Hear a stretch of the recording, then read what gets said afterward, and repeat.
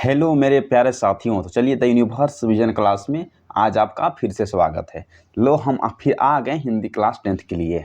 क्या है तो जो गोधली जो भाग 2 को देख रहे थे ना, जो एनसीईआरटी का किताब होता है गोधली 2 भाग जो क्लास 10th के लिए होता है उसको हम देख रहे थे, जिसमें चैप्टर नंबर हम 8 को देख लिए थे, पार्ट नंबर 1 को देख लिए थे और पार्ट नंबर 2 को देख लिए थे। तो जो आज के इस क्लास में हम पार्ट नंबर 3 को यानी कि देख लेंगे। आज की इस क्लास में क्या देखेंगे तो पार्ट नंबर हम 3 को देखना स्टार्ट करते हैं। तो इससे पहले यदि आप हमारे channel the universe vision classes पर न्यू हैं तो प्लीज़ चैनल को सब्सक्राइब करिए, क्योंकि आपका एक ही सब्सक्राइब हमें बहुत मोटिवेट करता है इस तरह क्लास को रिकॉर्ड करने में।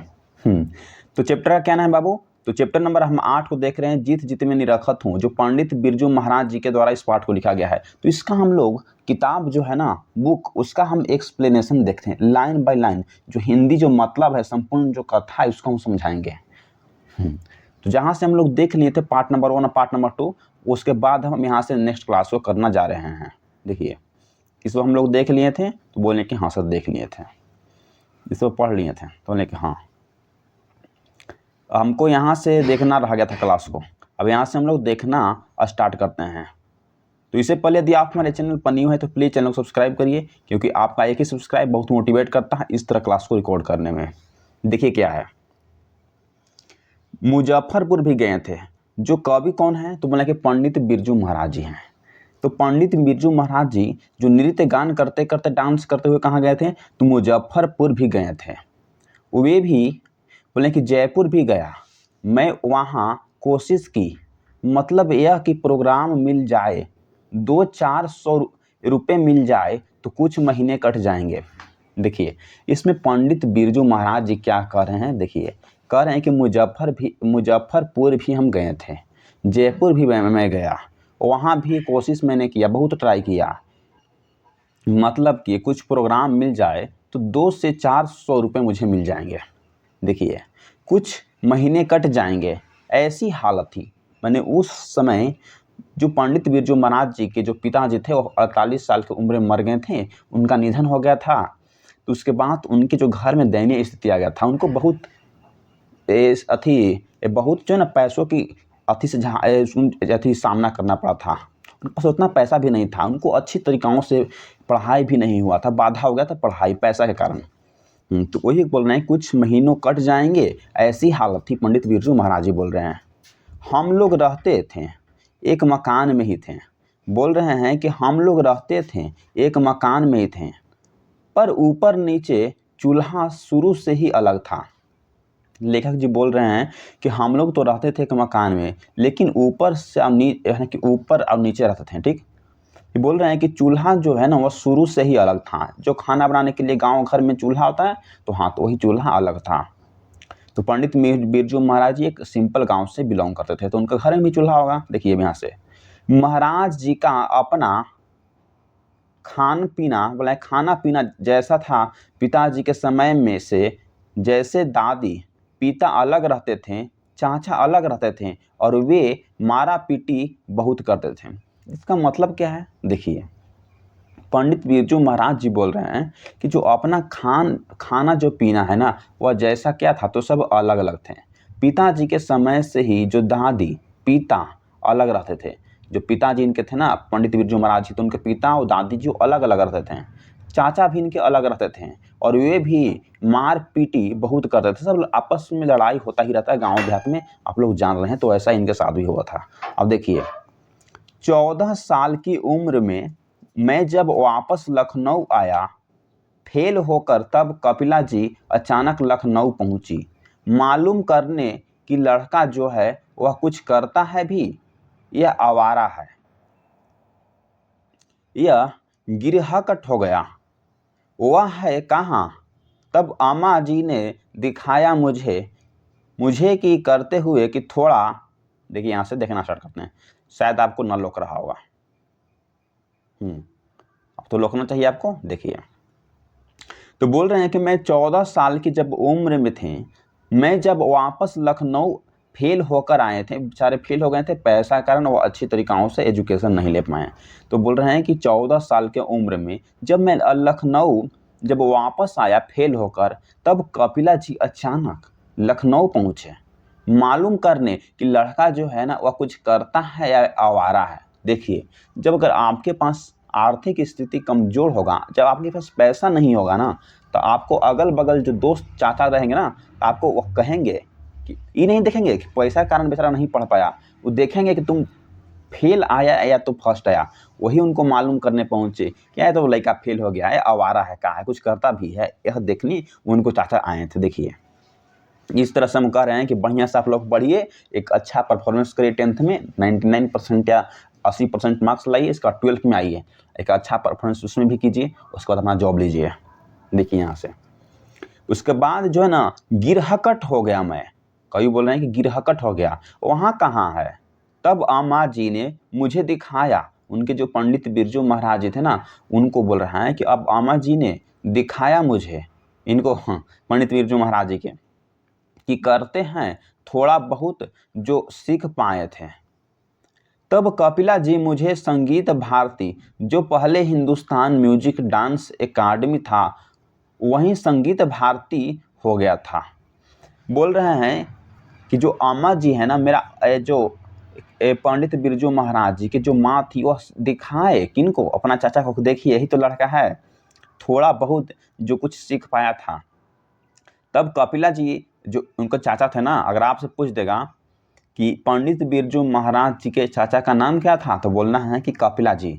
तो कपिला जी मुझे संगीत भारती, जो पहले हिंदुस्तान म्यूजिक जो अकादमी था वहीं थे, वहीं संगीत भारती जो था ना वहाँ, तो बहुत से कम चाचा होते हैं चाहते हैं कि उसको हम आगे बढ़ा दें। तो इनको जो चाचा जो थे ना, तो बहुत बेचारे मेहनत थे, इनको सोचे कि नहीं, इनको कुछ देखते हैं लड़का पढ़ता है आवारा है, कुछ करता होगा तो इसको सिखा दूंगा। देखिए, सब तरह के आदमी रहते हैं हाँ धरती पर। देखना स्टार्ट करिए। 6 महीने बढ़ गए तो बहुत सुख हुआ। देखिए क्या बोल रहे हैं कि 6 महीने बढ़ गए ना तो बहुत खुश हुआ मैं। इसको एक बार मैं अपना भाषा में समझा देता हूँ, तो आप कहिए अक्सर समझाए ही नहीं, इसको अपना भाषा में एक बार समझा देता हूँ हम, ठीक। देखिए, लेखक पंडित बिरजू महाराज जी बोल रहे थे कि मैं मुजफ्फरपुर भी गए थे, जयपुर भी गया था, वहाँ जो बहुत हमने कोशिश किया कि कुछ अगर थोड़ा सा एक 2 से 4 प्रोग्राम मिल, 1 से 2 प्रोग्राम मिल जाए तो 2 से 400 हमें रुपया मिल जाएगा। उस पैसा को कुछ हम कुछ महीनों तक कुछ महीना हमको कट जाएगा, कुछ खाने के लिए, कुछ पढ़ने के लिए हो जाएगा। ऐसी हमारे पास हालात थी। पंडित बिरजू महाराज जी बोल रहे हैं। और हम लोग जो है ना कहाँ रहते थे, तो एक मकान में ही सब लोग रहते थे, ऊपर नीचे माने कि ऊपर कोई रहा तो नीचे चाचा है तो ऊपर हम रहे, ऐसे सब हम रहते थे। चूल्हा जो शुरू से ही अलग था, और सबके जो खाना बनाने के लिए चूल्हा जो था, उनका वो चूल्हा है, उनका वो चूल्हा है, सब अपना अलग अलग था। महाराज जी अपना खाना पीना जो पहले जो खाना पीना जो था ना, सब लोग अलग अलग, दादी खाना अलग बनाती थी, पिताजी खाना जो अलग, चाचा खाना अलग बनाते थे, और आपस में पहले सब मारपीट बहुत करते थे, इसलिए सब अलग अलग हो गए थे। अब फिर लेखक बोल रहे हैं पंडित बिरजू महाराज जी कि जब मैं 14 साल की उम्र में जब मैं वापस जो लखनऊ आया ना फेल होकर, तब कपिला जी अचानक लखनऊ पहुंच गए। हाँ, तो बोल रहे हैं कि क्या जो तो कपिला जी है ना, उनको कहाँ पहुँचे, तो कपिला जी उनको पूछना चाह रहे हैं क्या वो लड़का कुछ करता है या कुछ आवारा भी है, यह जो है ना जानना चाहते थे। तो कवि बोल रहे हैं क्या, तो फिर गिरहावट क्या है, तो गिरहकट हो गया, और वहाँ जो कहाँ है, तब लेखक जो पंडित बिरजू महाराज की जो माँ जो अम्मा जी हैं वो बताएं, दिखाएं मुझे कि लड़का तो यहीं पर है। तो मुझसे पूछे कि क्या कुछ करता है, तो मेरी माँ ने बोले कि कपिला, वो बोलते हैं पंडित बिरजू महाराज की माँ बोलते हैं कि ये जो थोड़ा बहुत जो पहले सीख पाया था उसी से कुछ अभी करता है। तब कपिला जी ने मुझे संगीत भारती जो एकेडमी के हिंदुस्तान म्यूजिक के थे, और मुझे वहाँ से संगीत भारती जन हो गया था। देखिए यहाँ से क्या है, तो बोला कि 6 महीने बढ़ गए तो बहुत खुश हुआ मैं। बोल रहे हैं कि 6 महीना अगर उनका वर्क करने के लिए काम बढ़ गया तो मैं बहुत खुश हुआ, पंडित बिरजू महाराज जी बोल रहे हैं। उस समय 250 रुपये मिलते थे। क्या बोल रहे हैं कि जो उस समय 250 रुपये मिलते थे, और रहता था दरियागंज में एक दुचती थी, जैन साहब का मकान था, वहाँ रहते थे। अम्मा जी को यह दुख कि जैनियों का मकान लड़के को प्याज खाने को नहीं मिल रहा है। मछली तो खाता ही नहीं था, पर उसमें छोटी सी तो जगह थी। एक टेबल फैन ले लिया था।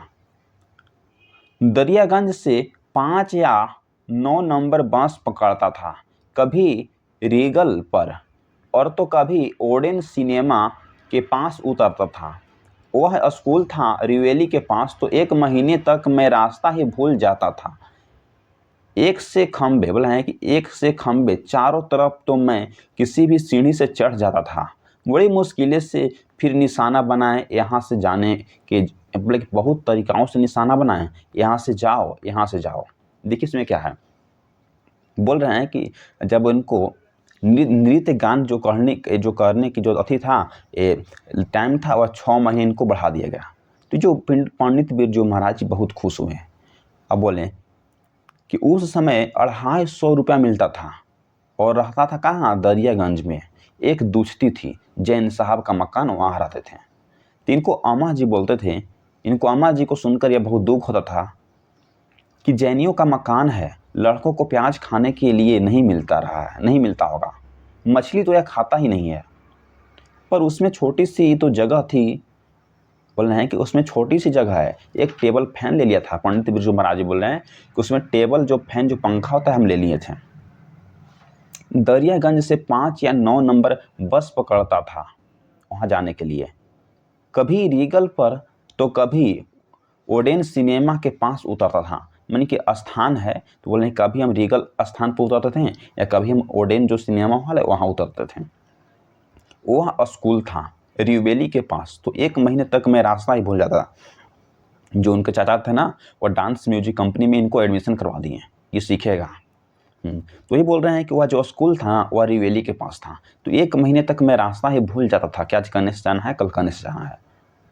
एक खंबे से चारों तरफ, तो मैं किसी भी सीढ़ी से चढ़ जाता था। अब बोल रहे हैं कि एक खंभा जो था वहाँ से पकड़कर मैं चारों तरफ से किसी से भी चढ़ जाता था। बड़ी मुश्किल से फिर निशाना बनाए कि यहाँ से जाओ यहाँ से जाओ। देखिए अब यहाँ से देखते हैं।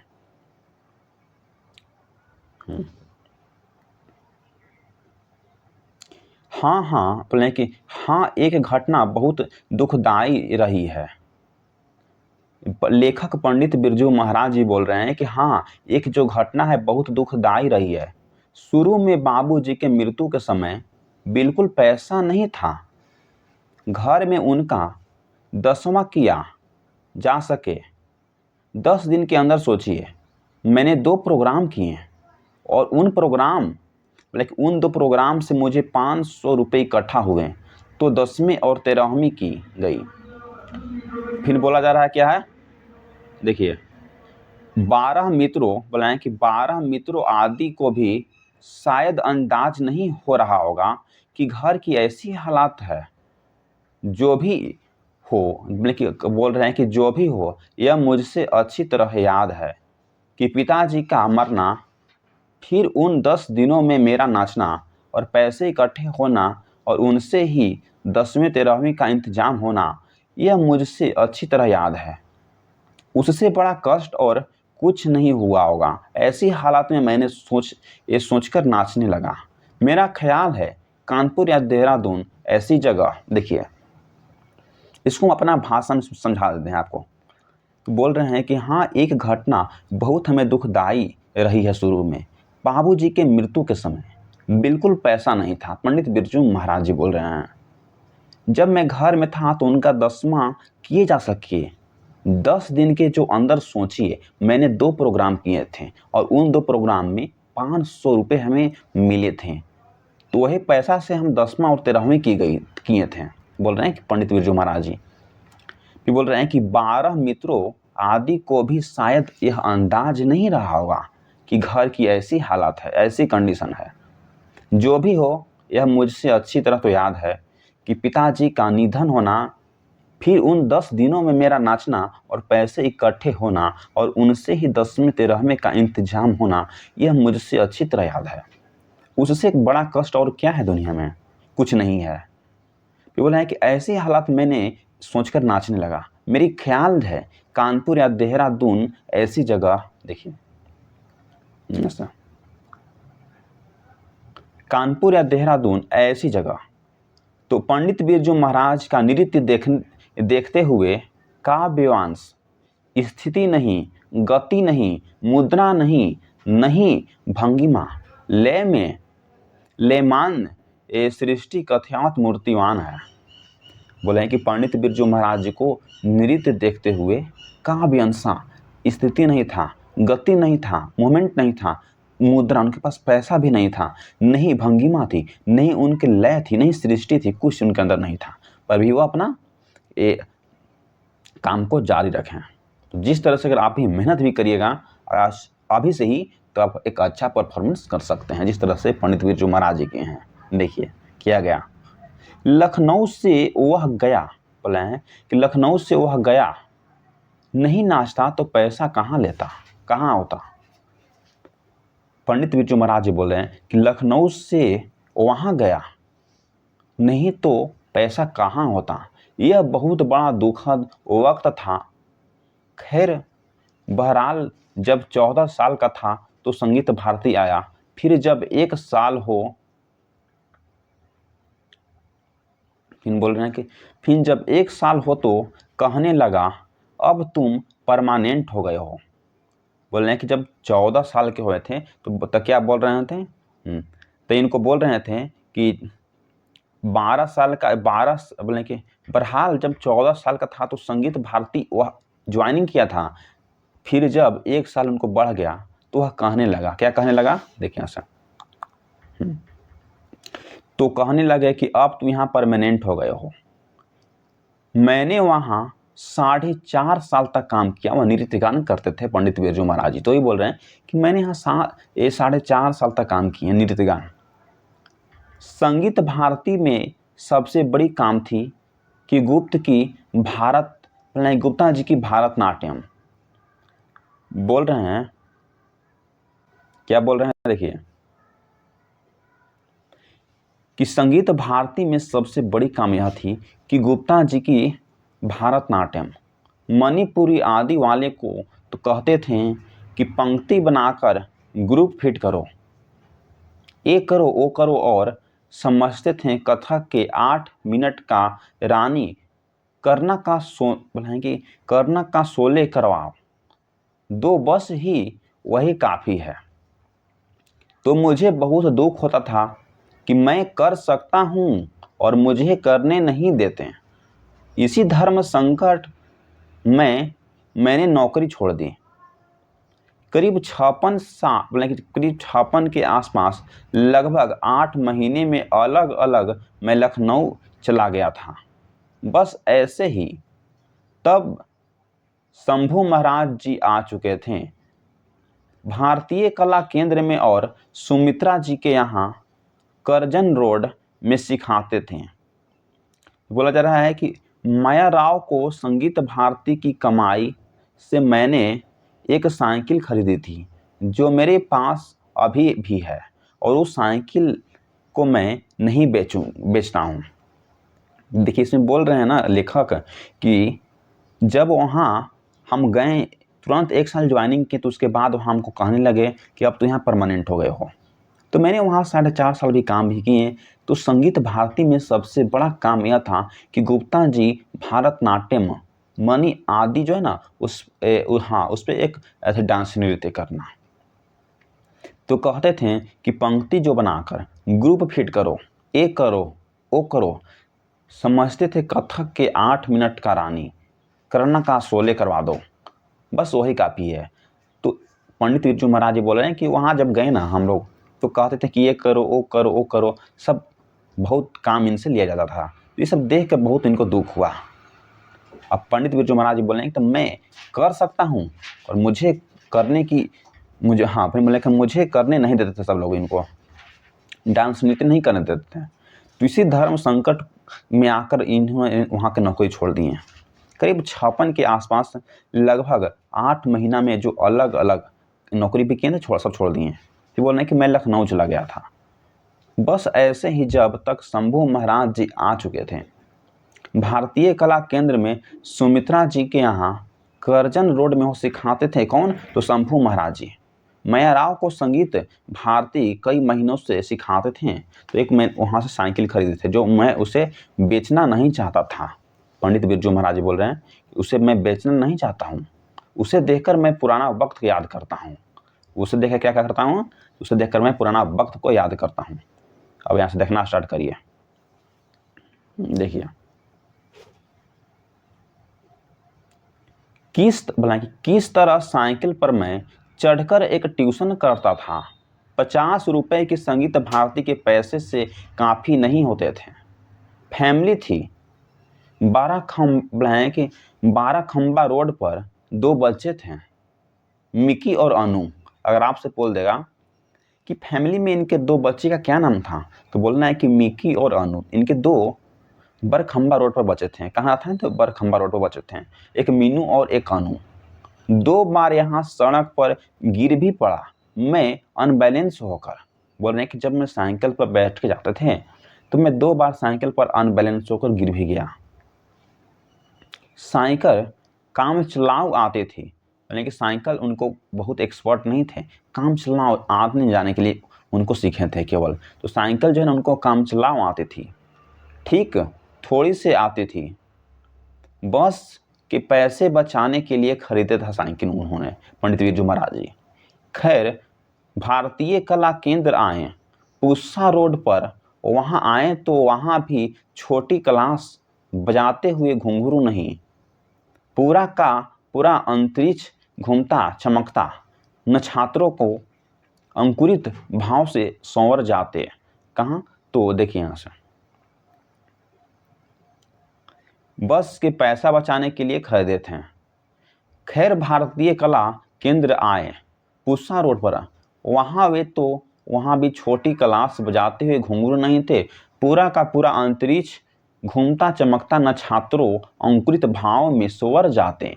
जमीन पर सूरभ है, सूक्ष्म सुरो गणित रूपो अगाध, पैर महज चलते नहीं, भाषाएं बेवश जहाँ वहाँ से आगे बढ़े हम, हमें रंगते नचते गाते आत्मा को संवारते। देखिए क्या है? तो आत्मा को संवारते, अवतारते, यानी कि अवतार लेते, लीला कमल बनते बनाते, भाषा अनंत की यह कैसी है, चरणों की चोरी है। देखिए क्या है? चरणों की चोरी है। ध्वनियों में छवि गृह में शाश्वती दीपिता है, हृदय शिखा श्री राम वर्मा। जो ये सब आपको इम्पोर्टेंट नहीं है, इस आपको जो समझाना है सिर्फ समझा देते हैं, बहुत बड़ा हो जाएगा, इसलिए हम आपको स्पीड से पढ़ाते हैं। वो ये सब को ज़्यादा हम एक्सप्लेन करेंगे तो आपको टाइम जो ना बहुत ज़्यादा लग जाएगा। देखिए अब यहाँ से, इसलिए मिली। यहाँ भी बोल रहे हैं कि झमेला वाली क्लास है। पंडित बिरजू महाराज जी बोल रहे हैं कि यहाँ भी तो झमेला वाली क्लास है, जबकि मेरे अंदर वे चरण टुकड़े तिहाइयाँ बल खाती की, कोई आवे तो उसे दूं। पर वहाँ यह था कि बड़ी लड़कियां समझदार, जो भी आएगी बड़े महाराज के पास आवेगी, यहाँ कहाँ, यानी कि यहाँ काहे को आवेगी।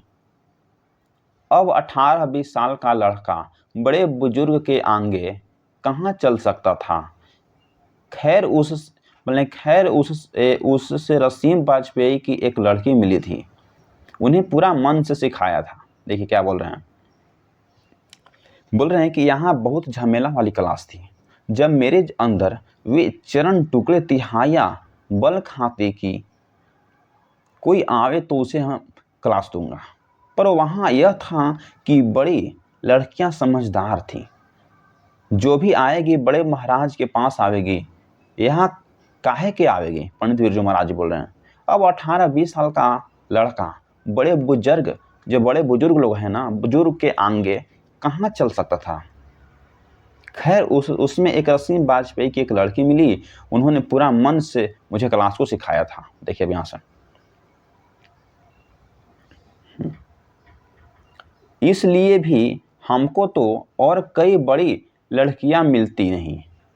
बोले लेखक बोल रहे हैं पंडित बिरजू महाराज जी कि इसलिए भी कि हमको तो और कोई बड़ी लड़की मिलती नहीं कि इनको तैयार करेंगे। फ्रेंड डांस नृत्य के लिए बोल रहे हैं। वे तालीम देकर जो महाराज के यहाँ थी लड़कियाँ अट्रैक्ट हुई और हमारी तरफ खींचने लगी, क्योंकि तालीम जरा अच्छी थी मेरी, मानी कि उनको जो डांस नृत्य करने की जो तालीम था उनको बहुत बढ़िया था। बस उसके बाद से बैल वगैरह जो लच्छू महाराज जी ने मालती माधव पहला किया उसमें असिस्टेंट था। जबकि मजेदार की बात यह है कि उसके एक्शन वगैरह, उनका एक्शन जो लड़की थी ना, उसका एक्शन वगैरह सब मैं ही जानता था, सब मैं ही उसको बनाता था, उन्हें सिखाते थे अंदर अंदर। और वे कहते थे अब वह जाएगा तो बोल देना सबके मन चाचा जी, चाचा जी कौन थे? तो शंभू महाराज थे। तो चाचा जी वह कौन सा मूवमेंट सिखाया था तो मैं कहूँगा वो वाले, और फिर तू बना लीजिए अपने आप। ये बोल रहे हैं कि अपने आप बस तो बनाता था मैं, क्या बता, अपने आप तो बस तो बनाता था मैं। और बरखा व्यवहार, क्या बोल रहे हैं कि बरखा बहार गोवर्धन लीला बनाने के लिए 1.5 साल पहले आए थे। पूसा रोड में कॉलेज जब शुरू हुआ था तो मैं आ गया था। नीना जी के सामने ही मैंने ज्वाइनिंग किया था। किसके सामने? तो नीना जी के सामने। केशव भाई, ये बोल रहे हैं कि केशव भाई और मैं साथ ही रहते थे। केशव जो भाई थे इनका, साथ ही रहते थे। सूप आदि पीते थे। पंडित बिरजू महाराज जी सूप आदि भी पिया करते थे। ये बिछड़े बनाते थे और मुझे भी याद नहीं आता था। देखिए अब यहाँ से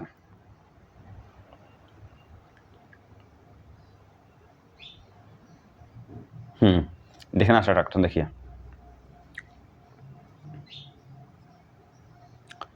बस क्या है, तो बस उसके बाद बोलना है कि बस उसके बाद संगीत भारती के जमाने में अपने होश में कलकत्ते में एक कॉन्फ्रेंस में नाचा हूँ। पंडित बिरजू महाराज बोल रहे हैं कि उसके बाद संगीत भारती के ज़माने में अपने होश में कलकत्ते में एक कॉन्फ्रेंस में मैं नाचा हूँ, डांस नृत्य किया हूँ। उस समय दयाराम जी साथ थे। पंडित बिरजू महाराज जी बोल रहे हैं कि उस समय जो दयाराम जी थे ना, वह मेरे साथ थे। वही मेरे देख रेख भी किया करते थे। कौन? तो दयाराम जी। इनको ले जाता था रखवाली के लिए। पंडित बिरजू महाराज जी बोल रहे हैं कि जो दयाराम जी है ना, तो इनको हम रखवाली के लिए अक्सर ले जाया करते थे अपने डांस नृत्य में। वह जो मेरा नाच हुआ है, वहाँ से कलकत्ते की ऑडियंस ने मेरी बड़ी प्रशंसा की है। बोल रहे हैं कि जो कलकत्ता में हम लोग डांस किए हैं ना, वहाँ के जो ऑडियंस जो लोग हैं ना, जो देखने वाले, बहुत प्रशंसा भी किए हैं। इतनी कि तमाम अखबारों में मेरा नाम छप गया है। बहुत से जो पेपर में मेरा नाम छपा दिया गया है। पंडित बिरजू महाराज जी बोल रहे हैं एकदम। और वहाँ से दूसरे जो डांसर्स थे तमाम, उनको भी लगा कि भाई लड़के ने कुछ ही कर डाला है। पंडित बिरजू महाराज जी को सब देख कर ऑडियंस लोग खुश हो गए कि भाई ये तो कुछ ही अच्छा कर पाया है कि उनको पेपर में भी नाम आ गया है। मतलब वहाँ से लोगों को यह पता लगा कि मैं कुछ, कि मैं क्या है, तो मैं कुछ हूँ घर का। जब वहाँ से उन लोगों का पता लगा तो कहें कवि कि मैं कुछ हूँ घर का। पर उस समय ही कुछ कटिंग आदि नहीं है। पर उस समय कुछ क्या था? कुछ कटिंग आदि नहीं है। बहुत पुरानी बात है। तो वहाँ से मेरा एक मोड़ हुआ। उसके बाद हरिदास स्वामी कॉन्फ्रेंस बम्बई, क्या है, बम्बई, ब्रज नारायण ने बुलाया। वह भी प्रोग्राम मेरा बहुत अच्छा गया। यह भारतीय कला केंद्र ज्वाइनिंग करने के बाद, उसके बाद से फिर ईश्वर की कृपा से प्रोग्राम कलकत्ता, बम्बई और उन्हें बड़ा बड़ा शहरों, कुछ अरसों का मतलब है कुछ वर्षों के बाद मद्रास भारतीय कला केंद्र के साथ ही किया गया था। देखिए, मद्रास और धीरे धीरे लोग मुझे बहुत पहचानने लगे, मैंने और चाहने भी लगे, इज्जत करने लगे। 3 साल, बोले क्या बोल रहे हैं कि 3 साल जो संगीत भारती में बीते, क्या है, तो बोल रहे हैं कि मुझे बहुत से लोग वहाँ चाहने लगे धीरे धीरे, और बहुत तुमको वहाँ इज्जत प्रतिष्ठा मिलने लगे।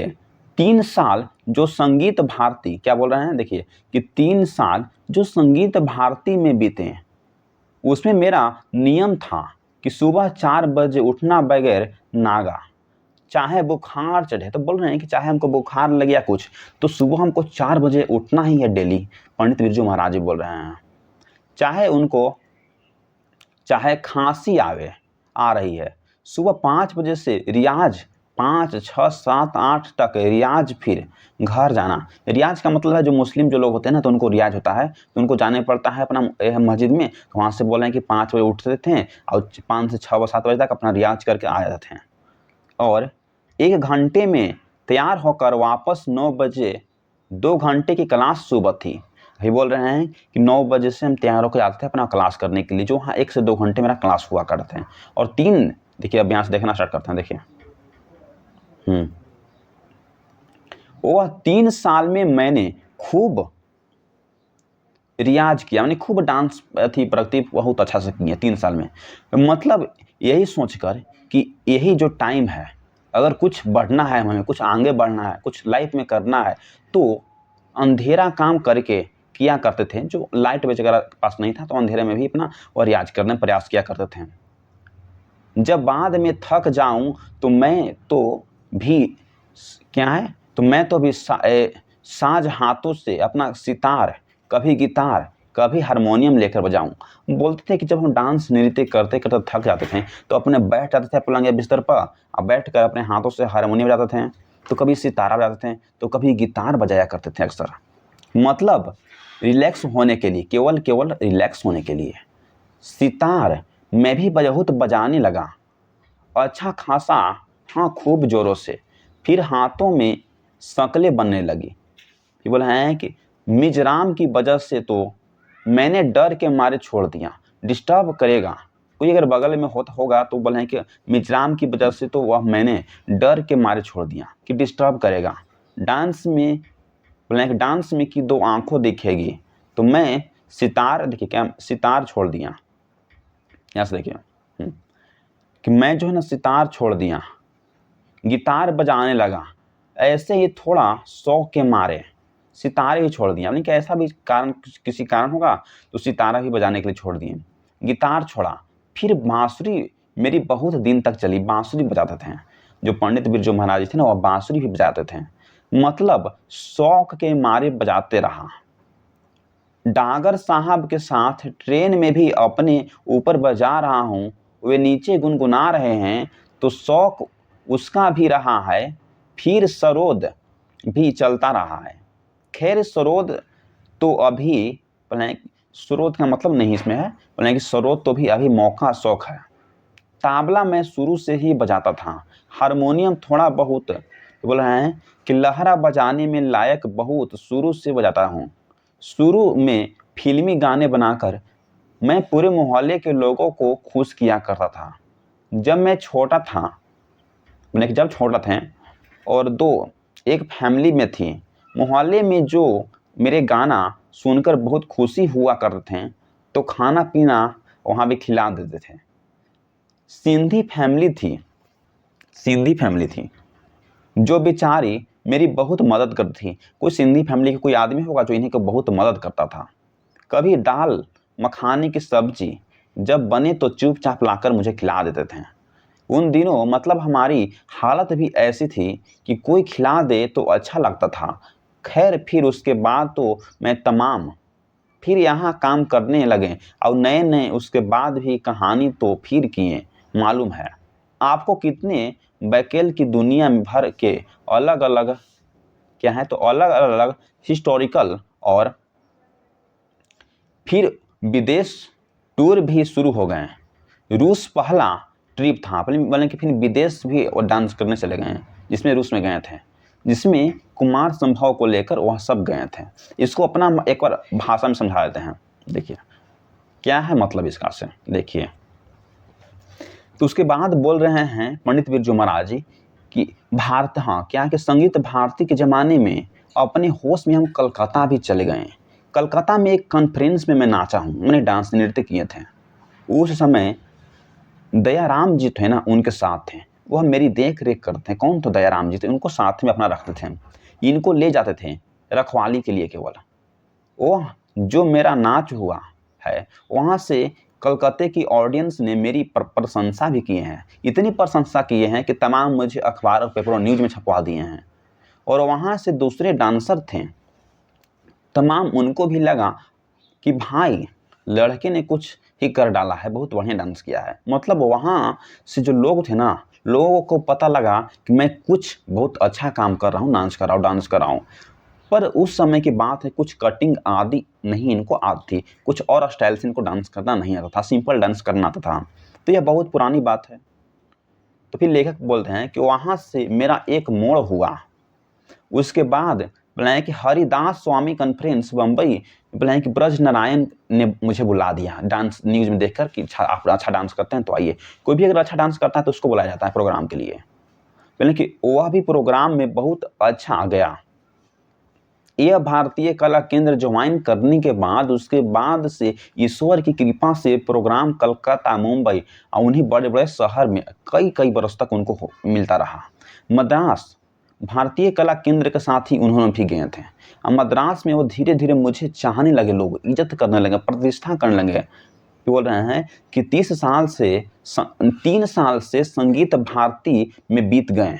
उसके मेरा नियम था कि सुबह 4 बजे उठना बगैर नागा, मैंने कि डेली 4 बजे उठना, चाहे उनको बुखार लगे या चाहे खांसी लगा है। और सुबह 5 बजे से रियाज, मैंने को प्रैक्टिस करना, डांस करने से पहले कि अपने घर में प्रैक्टिस करते हैं। और 6 से 7 8 तक रियाज करके खाना खाना, अब 1 घंटे में वह तैयार होकर अपना स्कूल क्लास जाना। वहाँ 3 साल मैंने खूब रियाज यानी कि प्रैक्टिस किया, मतलब यही सोचकर कि यही हमारे पास टाइम है। क्या बोलते थे कि हमारे पास यही टाइम है कि जो हमें लाइफ को आगे बदल सकता है। तो यही सोचकर वह बहुत क्लास किया करते हैं। आप ये भी बोलते हैं कि जब मैं अपने डांस नृत्य करते करते थक जाता था तो मैं भी साज हाथों से, यानी कि अपने हाथों से कभी सितारा बजाया करते हैं, तो कभी गिटार बजाया करते हैं, तो कभी हारमोनियम, तो कभी बांसुरी बजाया करते हैं। मतलब खाली रिलैक्स के लिए कि जो ही मैं डांस करते हुए थक गया हूँ तो अपने हाथ से बजा लेता हूँ कि मुझे रिलैक्स मिल जाए, इसके लिए बजा लेते थे। सितार मैंने भी बहुत बजाने लगा, अच्छा खासा खूब जोरों से। बोले हैं कि फिर वहाँ हाथ में शक्लें बनने लगी, यानी कि मिजरम की वजह से जो हाथ में कुछ उनको दिक्कत उक्कत हो रहा, तो उनके वजह से मैंने डर के मारन छोड़ दिया।